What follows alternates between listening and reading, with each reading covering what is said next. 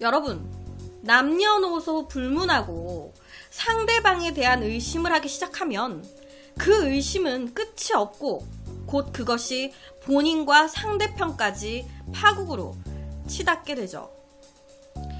1968년 독일에 병적으로 심한 강박증과 의처증을 가진 남편 지크 때문에 이 지크의 아내인 마리아라는 이 여성은요, 하루하루가 진짜 그냥 살얼음판을 걷는 듯한 되게 위태롭고 고통스러운 나날들을 보내고 있었습니다. 강박증과 의처증. 예를 들어서 이 집 소파의 쿠션이 조금만 틀어져 있어도 이 남편 지크는요, 나 없을 때 어떤 놈이 왔다 갔지? 너 그 놈이랑 바람 피냐? 너 죽고 나 죽는 거야. 이러면서 막 말해보라고 하면서 막 폭력을 쓰고요, 욕을 하고, 그 쿠션 조금만 틀어져 있어도. 그러다 보니까 이 아내 마리아의 입장에서는 정말 하루하루가 지옥 같았겠죠.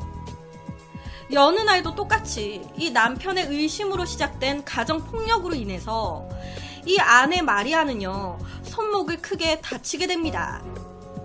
그렇게 병원에 입원을 하게 된 마리아. 그리고 그 곁을 이 남편 지크가 지켰는데, 여기서 소름 돋는 게 자기가 밀치고 때려가지고 와이프의 손목이 아작이 난 거잖아요. 그래서 이렇게 병원에 입원을 한 거잖아요. 그런데 이 지크는요, 의사나 간호사들이 있을 때 아내한테 많이 아프지? 뭐 먹고 싶은 건 없어? 에이, 조심 좀 하지. 덜렁대기는 내가 다 마음이 아프네. 어떻게 하다가 여기 다친 거야. 이런 식으로 되게 다정한 척을 하는 거예요. 그러다가 병실에 아무도 없네? 싶으면 바로 그냥 원래의 모습으로 돌변하는 겁니다. 그러니까 앞으로 조심해. 나 화나게 하지 말라고. 다음에 또다시 나 화나게 하면 이번에 손목으로 안 끝나. 너 죽여버릴 거야. 이런 식으로. 이런 남편의 이중인격에 이 아내 마리아 얼마나 힘들었겠어요. 악마도 이런 악마가 따로 없죠. 어디 가서 하소연도 못하고 나는 왜 이렇게 살아야 되나. 그런데 이 마리아의 이제 주치의분이 좀 뭔가 이상함을 느낀 거예요. 마리아가 너무 극도로 우울해져 있고, 그리고 이 주치의가 말만 걸면 울어. 괜찮으세요? 울지만 마시고, 뭔진 모르겠지만 혼자 끙끙 앓지 마시고요. 저한테 얘기해보세요. 저 괜찮아요. 다 비밀로 붙일게요. 얘기하고 나면 좀 나아질 거예요. 긍정적이게 생각하고 많이 웃어야지 병도 빨리 낫죠. 그렇게 다가온 마리아의 주치의 의사. 이런 의사의 미소 때문인지 이 마리아는요, 그동안 아무에게도 말하지 못했던 이 남편 지크에 대한 이야기와 그리고 자신의 이야기까지 이 의사에게 털어놓게 됐고요. 그렇게 의사와 가까워지게 되면서 처음으로 누군가에게 사랑받고 있다는 느낌까지 받게 됩니다. 그러면서 자연스럽게 이 주치 이제 남의사와 마리아는요, 불륜 사이, 그러니까 연인 사이로까지 이어지게 돼요. 그리고 이때 의사는 얘기를 합니다. 마리아, 이제 그런 불행한 결혼 생활은 끝내요. 내가 있잖아요. 우리 둘이 도망가가지고 행복하게 살아요. 그러니까 당장 그놈 집에서 도망쳐 나와요. 이에 마리아는요, 이 불행의 늪에서 빠져나오는 길, 이 지크라는 악마에게서 벗어날 수 있는 방법은 도망치는 것뿐이다 라는 생각에 그 집을 나오려고 짐을 꾸렸습니다. 그런데 그때 되게 충격적인 소식이 전해집니다. 마리아의 내연남이었던 이 의사가요, 교통사고로 그 자리에서 사망했다는 거예요. 타살의 흔적은 전혀 보이지 않았던 상황. 그리고 이때 남편 지크는요, 이런 얘기를 합니다. 마리아, 이 의사 참 좋은 사람이었는데, 남자로서도 굉장히 좋은 사람이었던 것 같아. 너무 안 됐어. 당신 마음 좀 아프겠어? 라고 얘기를 하는 거예요. 이 의사 내연남을 죽인 건 누가 봐도 남편 지크인 것이 분명해 보였습니다. 하지만 증거는 없는 상황. 그렇게 이 내연남의 사망 사건은요, 사고사로 종결이 돼버렸어요. 이 사건으로 인해서 마리아는 더 무서워진 거예요. 이거는 분명히 이 남편 지크가 불륜 사실을 알고 죽인 게 틀림없다. 아니, 이렇게 무서운 사람이랑 어떻게 같이 사냐. 나 절대 같이 못 산다. 이 생각에 마리아는 급하게 짐을 꾸려가지고 그 집을 나와버렸습니다. 그런데 이때 남편 지크가 붙잡는 거예요. 당신 왜 이래? 미쳤어? 어딜 간다는 거야 자꾸. 내가 자꾸 그 의사를 죽였다고 얘기를 하는데 운전 미숙으로 인한 사고사라고 나왔잖아. 내가 안 죽였다고. 나 당신 없으면 안 돼. 제발 가지마. 부탁이야. 그런데 정말 신기하게도요, 이때 이제 붙잡았던 지크의 말에 못 이기는 척 다시 이제 살림을 합치게 됐는데, 정말 거짓말처럼 이때부터 180도 남편 지크가 달라진 거예요. 강박, 의처증 전혀 보이지 않았고요. 가정폭력 또한 일으키지 않았습니다. 아내 마리아를 위해서 매일 요리를 해줬고요. 남편은 밝고 자상한 남편으로 180도 바뀌어져 있었어요. 이제 내가 많이 느꼈어. 당신한테 그런 상처 주는 짓은 안 할 거야. 정말 이때까지 너무 미안했어. 나 달라질게. 처음에 마리아는요, 적응이 안 되잖아요. 그래서 도대체 이 남자 무슨 꿍꿍이지? 라고 의심을 했습니다. 그런데 계속 잘해주니까 이게 1년 지나고 2년 지나고 3년 지나고 계속 잘해주는 거예요. 그러다 보니까 점점 그런 생각은 없어졌어요. 그 후로 8년이라는 시간이 흘러서 1976년 몸에 이상 신호를 느꼈던 마리아는 병원을 찾아가게 됩니다. 요새 빈혈도 좀 심해지고 팔도 자꾸 아파가지고 저 괜찮은 거죠? 팔은 저희가 검사해보니까 금이 조금 가셨더라고요. 이거는 뭐 금방 붙을 건데, 그것보다 다른 문제점이 발견되셨어요. 현재 아내분 간암이십니다. 그러니까 암 판정을 받은 거죠. 그 후에 이 아내 마리아는요, 병원에 입원을 하게 됐고요. 얼마 안 가 수술까지 받게 됐습니다. 그리고 이 모든 상황에 남편 지크는 괴로워했어요. 나 때문이라고. 나 때문에 아내가 이렇게 된 거라고. 벌 받아야 될 사람은 난데 왜 아내가 그런 병에 걸린 거냐고.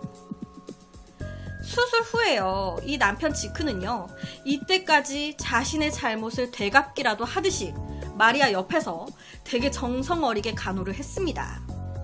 아내가 뭐 먹고 싶다라고 하면은 다 갖다 바치고요. 자기가 요리도 해서 바치고 정말 다정한 남편으로 곁을 지켜줬던 거예요. 하지만 이런 남편의 간호에도 마리아의 상태는 점점 더 손 쓸 수 없는 상태로 병세가 심해져 갔습니다. 그리고 몇 달 후 마리아는 사망을 하고 말았어요. 당연히 남편 지크는요, 충격을 먹었습니다.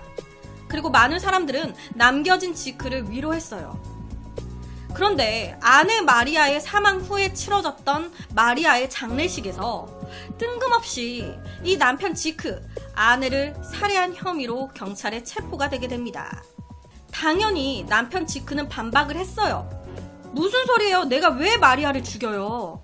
마리아는 암으로 죽었다고요. 제가 안 죽였어요. 하지만 경찰 조사 결과 이 아내 마리아가 간암에 걸리고 이제 입원 중이었을 때 이제 자신을 병문안 왔었던 친구한테 하나의 부탁을 해놨던 거예요. 마리아가 친구한테, 수잔, 내 부탁 하나만 좀 들어줘. 이거를 좀 조사 좀 해줬으면 좋겠어. 마리아가 조사해달라고 부탁했던 건 다름 아닌 하나의 토스트였습니다.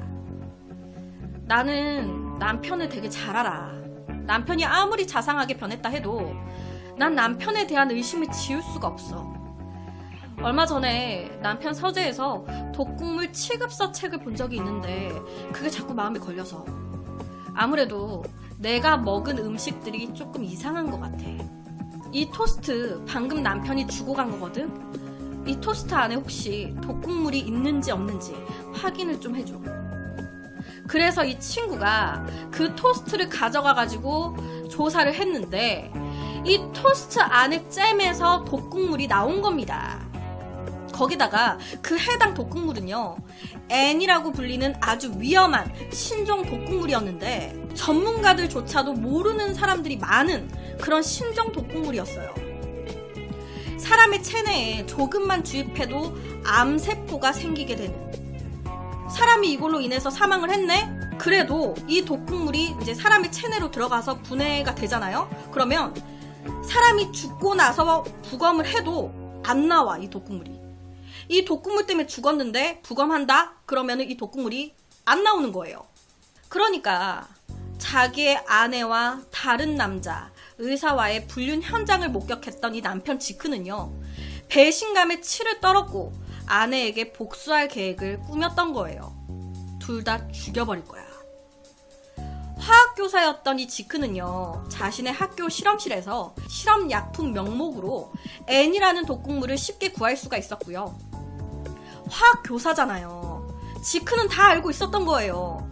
이 독극물은 사람 체내에 흡수돼도 흔적이 남지 않으니까 이걸 이용해야겠다. 그래서 아내를 살해할 완전 범죄를 계획했던 거죠. 처음에는 음식에 이제 독극물을 넣어가지고 아내 마리아한테 먹이기 시작했고요.